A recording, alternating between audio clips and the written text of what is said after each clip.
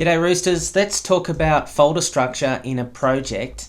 And what we're talking about here is the way we set up our directories where we actually file things.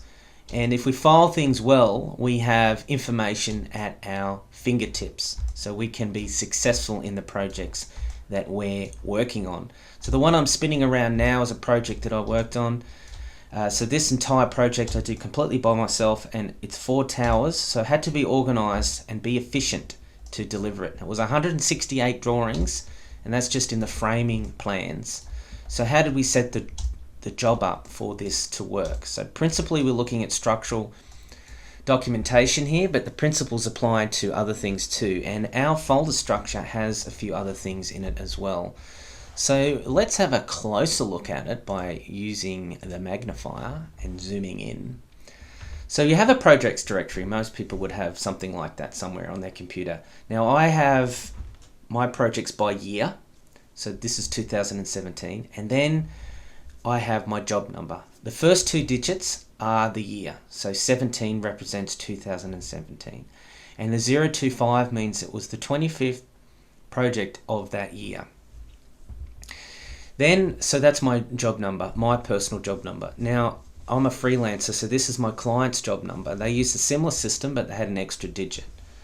And then a description of the project. Now we have these folders here, and that's all you need to run a project.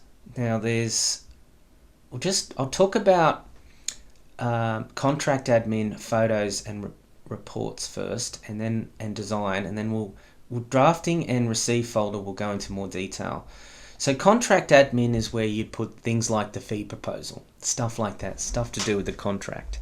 Now, you could potentially use that folder too if you are doing the contract admin for the project, if you're a civil design or something like that. Now, the design folder is where you do analysis. So that might not be stuff that's deliverable to the project, but you've got to work somewhere. And you don't want the analysis files messing up the rest of the project because they might be in a temporary workflow, or you might need to come back to them multiple times and have multiple options. So design's in its own folder. Now reports are not the ones that you receive, they're the ones that you create. So that is a deliverable in there. So you'd have the source files for those reports and copies of the deliverables and revision control, PDFs, etc., how you're doing that. And then of course photos, which is photos from site of things. Now let's dive now into the how I'm actually setting up the directories. So I'm principally doing the structural documentation on this, so most will be focused on that, but the principles you can apply elsewhere. So in received, this is a key takeaway. The date of the folder is in reverse date. Now there is some confusion around the world thanks to the way that America does month, day, year, and just about the rest of the world does day, month, year in a date.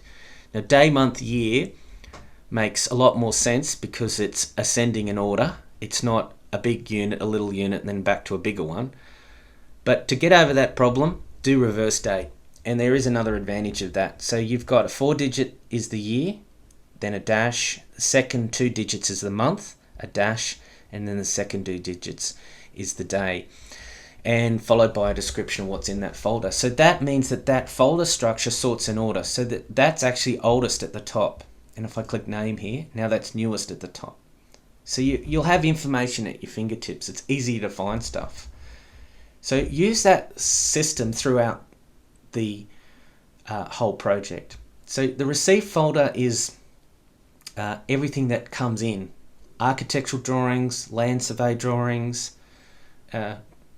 hydraulic drawings, civil drawings, things that you're not drawing but you need to reference to.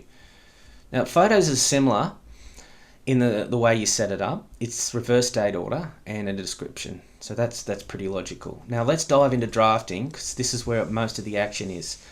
So in drafting, the first top tier of the folder, the one you straight open up to, is the active CAD files, where the actual source comes from to produce the drawing. So these are always the latest. This is where you work from. This is where you spend most of your time drafting from. So that's the structural model there.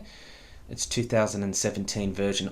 Because this is a finished job, I have created, copied the model a couple of times and upgraded it for other reasons, not to do with this project, so I have left them in there. And there was some CAD files created in there. I've got the drawing list when I did the set plan originally in a spreadsheet format there. Now, when you create drawings, you need to put them somewhere when you formally issue them. And this is the issued drawings directory. And once again, you have the reverse date system. So year, month, day, and description. Now, as you can see, there was a lot of drawing issues. But if I wanted to find a drawing, say S quadruple 01, I can just search like that and everything is there.